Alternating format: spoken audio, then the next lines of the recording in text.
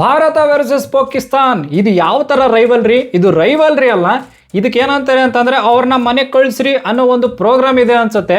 ಯಾಕೆ ಅಂದ್ರೆ ನಾವು T20 ವರ್ಲ್ಡ್ ಕಪ್ ಅಲ್ಲಿ ಪಾಕಿಸ್ತಾನ್ ವಿರುದ್ಧ 8-1 ಮುನ್ನಡೆ ಸಾಧಿಸಿದ್ವಿ. ಅಂದ್ರೆ ಪ್ಯೂರ್ ಡಾಮಿನೇಷನ್ ಅಂತಾರೆ ಇದಕ್ಕೆ. ಸುಮ್ಮನೆ ಹೈಪ್ ಕ್ರಿಯೇಟ್ ಮಾಡ್ಕೊಂಡು ಬಂದ್ಬಿಟ್ಟು ಅಂದ್ರೆ ಬುಮ್ರಾ ಅವ್ರಿಗೆ 6 ಬಾಲ್ಗೆ 6 ಸಿಕ್ಸ್ ಹೊಡೆಯೋ ಪ್ಲೇಯರ್ಸ್ ಇದ್ದಾರೆ ನಮ್ಮ ಕಡೆ.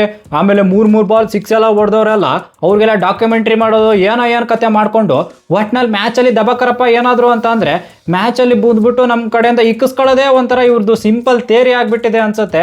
ಇವತ್ತಂತೂ ನಮ್ಮ ಭಾರತ ತಂಡ ನಿಜವಾದ ಬಾಪ್ ಯಾರು ಅಂತ ತೋರಿಸ್ಕೊಟ್ಟಿದ್ದಾರೆ. ಅಫ್ಕೋರ್ಸ್ ಆವಾಗ ತೋರಿಸ್ಕೊಡ್ತಾ ಇರ್ತಾರೆ, ಬಟ್ ಇವತ್ತು ತಾಜಾವಾಗಿ ತೋರಿಸ್ಕೊಟ್ರು ಅಂತ. ಇನ್ನು ನಮ್ಮ ಇಶಾನ್ ಕಿಶನ್ ಪಾಕೆಟ್ ಡೈನಮೋ ಅಬ್ಬಬ್ಬ ಚೋಟಾ ಪಟಾಕ ಬಡಾ ಧಮಕ ಅಂತಾರಲ್ಲ ಆ ಥರ 40 ಬಾಲ್ಗೆ 77 ಏನು ಹೊಡೆದಿದ್ದಾರಲ್ಲ, ಅದೇ ಒಂದು ಈ ಪಂದ್ಯದ ಗೆಲುವಿನ ರೂವಾರಿ ಆಯಿತು ಅಂತಾನೆ ಹೇಳ್ಬೋದು. ಯಾಕಂದ್ರೆ ಅವರೇ ಪ್ಲೇಯರ್ ಆಫ್ ದ ಮ್ಯಾಚ್ ಕೂಡ ಆದ್ರು. ಅಫ್ಕೋರ್ಸ್ ನಮ್ಮ ಬೌಲಿಂಗ್ ಅಂತೂ ಅಬ್ಬಬ್ಬ ಚಿಂದಿ ಬೌಲಿಂಗ್ ಮಾಡಿದ್ರು. ಬಂದವರೆಲ್ಲ ಪಟ ವಿಕೆಟೇ ಎತ್ತಾ ಇದ್ರು ಅಂತ ಒಂಥರ ಸೂಪರ್ ಪರ್ಫಾರ್ಮೆನ್ಸ್ ನಮ್ಮ ಭಾರತ ತಂಡದ ಕಡೆಯಿಂದ. ಇನ್ನು ಪಂದ್ಯದ ಸಾರಾಂಶ ನೋಡ್ಕೊಂಡು ಬರೋಕ್ಕಿಂತ ಮುಂಚೆ ಈ ವಿಡಿಯೋ ಯಾರ್ಯಾರು ನೋಡ್ತಿದ್ರೆ ಅವ್ರು ಲೈಕು ಶೇರು ಸಬ್ಸ್ಕ್ರೈಬ್ ಎಲ್ಲ ಮಾಡಿ ಅಂತ. ಸೊ ಡೈರೆಕ್ಟ್ ಆಗಿ ಬರೋದಾದ್ರೆ ಈ ಕಡೆ ಸಲ್ಮಾನ್ ಆಗ ಅಣ್ಣ ಫುಲ್ ಟಾಸ್ ಗೆದ್ಬಿಟ್ಟು ಸೀದಾ ಬೌಲಿಂಗು. ಅಬ್ಬಬ್ಬ ಏನು ಇವ್ರ ಕಡೆ ಎಲ್ಲ ಫುಲ್ ರಚ್ಗೆದ್ಬಿಟ್ಟವರು ಬ್ಯಾಟ್ಸ್ಮನ್ ಇದ್ದಂಗೆ ಬೌಲಿಂಗ್ ತಗೋತಾರೆ. ಅಲ್ಲೇ ಬ್ಲಂಡರ್ ಮಾಡಿಬಿಟ್ಟ ಅಣ್ಣ ಅಂತ ಅನಿಸ್ತು.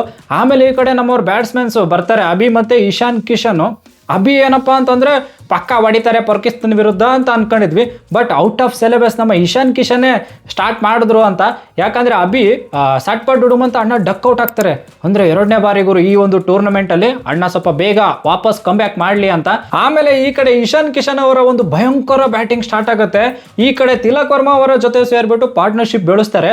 ಯಾವ ಲೆವೆಲಿಗೆ ಪಾರ್ಟ್ನರ್ಶಿಪ್ ಇತ್ತು ಅಂತಂದರೆ ಇವರ ಇಶಾನ್ ಕಿಶನ್ ಅವರು ಔಟ್ ಆಗಬೇಕಾದ್ರೆ 40 ಬಾಲ್ 77 ಏನೋ ಹೊಡೆದಿರ್ತಾರಲ್ವ, 88 ರನ್ 2 ವಿಕೆಟ್ ಹೋಗಿರುತ್ತೆ. ಅದರಲ್ಲಿ 77 ಅಣ್ಣನೇ ಹೊಡೆದಿರ್ತಾರೆ. ಆ ಲೆವೆಲ್ಗೆ ಬ್ಯಾಟಿಂಗ್ ಅಂತ. ಗ್ಯಾಪಲ್ಲಿ ನಮ್ಮ ತಿಲಕ್ ವರ್ಮಾ ಅಂತೂ ಸ್ಲೋ ಆಗಿ ಆಡ್ತಾ ಇರ್ತಾರೆ. ಅಂದರೆ ಸ್ಟ್ರೈಕ್ ರೊಟೇಟ್ 1 ರನ್ ಹೊಡೆದು ಇಶಾನ್ ಕಿಶನ್ಗೆ ಬ್ಯಾಟಿಂಗ್ ಕೊಡ್ತಾ ಇದ್ರು ಅಂತ. ಆ ಲೆವೆಲ್ಗೆ ಬ್ಯಾಟಿಂಗ್ ಮಾಡಿದ್ರು ನಮ್ಮ ಇಶಾನ್ ಕಿಶನ್.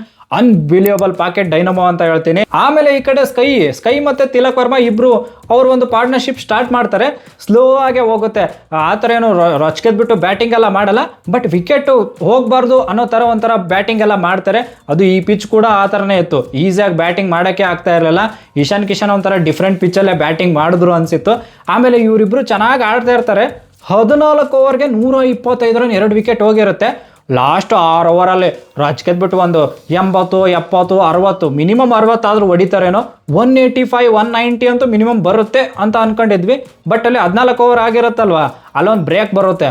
ಆ ಬ್ರೇಕ್ ಆದಮೇಲೆ ಗ್ಯಾಪಲ್ಲಿ ಸ್ಯಾಮ್ ಅಯೂಬ್, ತಿಲಕ್ ವರ್ಮಾನ ಔಟು, ಹಾರ್ದಿಕ್ ಪಾಂಡ್ಯನ ಔಟು, ಸಟ್ಪಟ್ ಡುಡುಮಂತ 2 ಬಾಲಲ್ಲಿ ಪಟ ಅಂತ 2 ವಿಕೆಟ್ ತೆಗಿತಾರೆ. ಅಲ್ಲಿ ಏನಂದ್ರೆ ನಮ್ದು ಯಾಕೋ ಟ್ರ್ಯಾಕ್ ಚೇಂಜ್ ಆಗ್ತಿದ್ದೇನಾ ಅಂತ ಅನ್ಸಿದ್ದಂತೂ ನಿಜ. ಆದರೆ ಈ ಕಡೆ ಸ್ಕೈ ಅವರು ಒಂದು ಕಡೆ ಚೆನ್ನಾಗಿ ಆಡ್ತಾ ಇರ್ತಾರೆ. ಆಮೇಲೆ ನಮ್ಮ ದೂಬೆ ಮಾತ್ರ ಸೂಪರ್ ಬ್ಯಾಟಿಂಗ್, 17 ಬಾಲ್ 27 ರನ್ನು. ಆಮೇಲೆ ರಿಂಕು ಸಿಂಗ್ದು ಮರೆಯಂಗಿಲ್ಲ, 4 ball 11 run, 1 6 1 4. Last 20th over ಅಂತೂ ರಾಜ್ಕದ್ಬಿಟ್ಟು ಬ್ಯಾಟಿಂಗ್ ಮಾಡಿದ್ರು ಅಂತ. ಆಮೇಲೆ ಇವ್ರ ಕಡೆ ಬೌಲಿಂಗ್ ನೋಡೋದಾದ್ರೆ ಅಫ್ಕೋರ್ಸ್ ಯಾರಪ್ಪ ಅಂತಂದರೆ ಈ ಕಡೆ ಸ್ಯಾಮ್ ಅಯೂಬ್ ಒಂದು ಲೆವೆಲಿಗೆ ಮಾಡ್ದ ವಯ್ಯ. ಆಮೇಲೆ ಉಸ್ಮಾನ್ ತಾರಿಕು ದಿನಾಂಕ ಅನ್ನೊಂದು ಬಂತು, ಒಂದು ಲೆವೆಲಿಗೆ ಬಂತು, 1 ವಿಕೆಟ್ ಎಲ್ಲ ತೆಗೆದ, ರನ್ಸು ಕೊಡಲಿಲ್ಲ. ಸ್ವಲ್ಪ ಹೈಪ್ ಇರೋಷ್ಟಕ್ಕೆ ಒಂಚೂರು ಏನೋ ಮಾಡೋನೆ ಅಂತ ಹೇಳ್ಬೋದು. ಆದರೆ ಈ ಕಡೆ ಬ್ಯಾಟಿಂಗ್ ಬರ್ತಾರೆ ಪಾಕಿಸ್ತಾನ್ ಅವರು.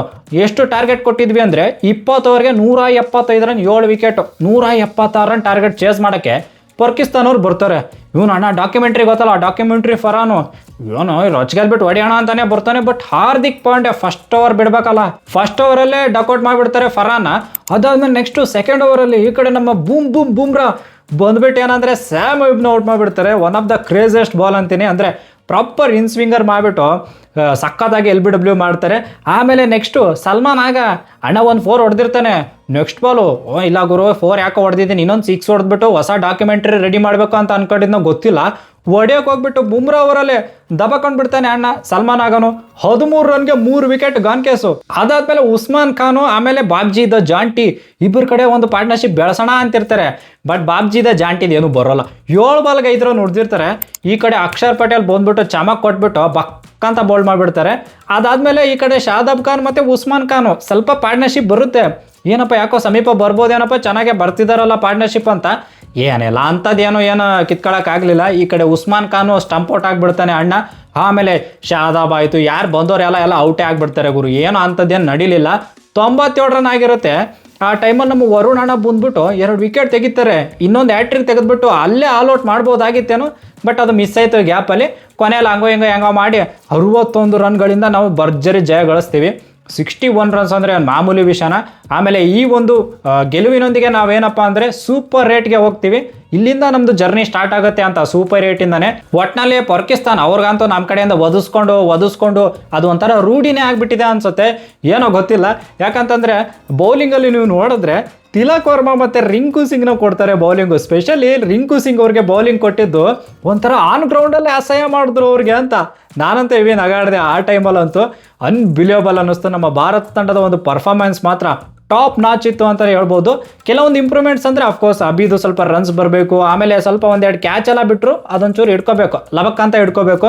ಇಲ್ಲ ಅಂದರೆ ಮೇನ್ ಮ್ಯಾಚಸ್ ಎಲ್ಲ ಸ್ವಲ್ಪ ಪ್ರಾಬ್ಲಮ್ ಆಗೋ ಚಾನ್ಸ್ ಇರುತ್ತೆ ಅಂತ. ಅದು ಬಿಟ್ಟು ಏನು ಅಂಥದ್ದೇನು ಪ್ರಾಬ್ಲಮ್ ಇಲ್ಲ, ಎಲ್ಲ ಮ್ಯಾನೇಜ್ ಎಲ್ಲ ಮಾಡಿದ್ರು ಅಂತ ಹೇಳ್ಬೋದು. ನಾವೇನೋ ಸೂಪರ್ ಏಟ್ಗೆ ಹೋಗಿದ್ದೀವಿ. ಇನ್ನು ಪಾಕಿಸ್ತಾನ ಕೇಳಿ, ಅವ್ರು ಏನಪ್ಪ ಅಂತಂದರೆ ಈ ಕಡೆ US ಅವ್ರು ಗೆದ್ದಿರೋದ್ರಿಂದ US ಅವರು ಇವಾಗ ಸೆಕೆಂಡ್ ಸ್ಪಾಟಲ್ಲಿದ್ದಾರೆ, ಅಂದರೆ 2ನೇ ಕ್ರಮಾಂಕದಲ್ಲಿದ್ದಾರೆ. ಈ ಕಡೆ ನಮಿಬಿಯಾ ವಿರುದ್ಧ ಪಾಕಿಸ್ತಾನದ ಮ್ಯಾಚ್ ಇದೆ. ಏನಾದರೂ ನಮಿಬಿಯಾ ಅಪ್ಸೆಟ್ ಮಾಡಿಬಿಟ್ರೆ ಒಂಥರ ಕ್ರೇಜಿ ಆಗಿರುತ್ತೆ. ಈ ಕಡೆ ಪಾಕಿಸ್ತಾನ ಸೂಪರ್ ಏಟ್ಗೂ ಹೋಗಲ್ಲ, ಹಂಗೆ ಮನೆಗೆ ಹೋಗ್ಬಿಡ್ಬೇಕಾಗತ್ತೆ ಅಂತ, ಅದು ಒಂಥರ ಮಜಾ ಇರುತ್ತೆ ಅಂತ. ಒಟ್ಟಿನಲ್ಲಿ ಈ ಮ್ಯಾಚ್ ಮಾತ್ರ ಸೈಕ್ ಆಗಿತ್ತು, super performance.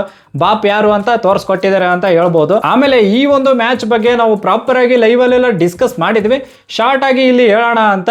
That's it for the day. Bye, ಜೈ ಕರ್ನಾಟಕ. ಮತ್ತೆ ಭೇಟಿಯಾಗೋಣ. ನಮಸ್ಕಾರ.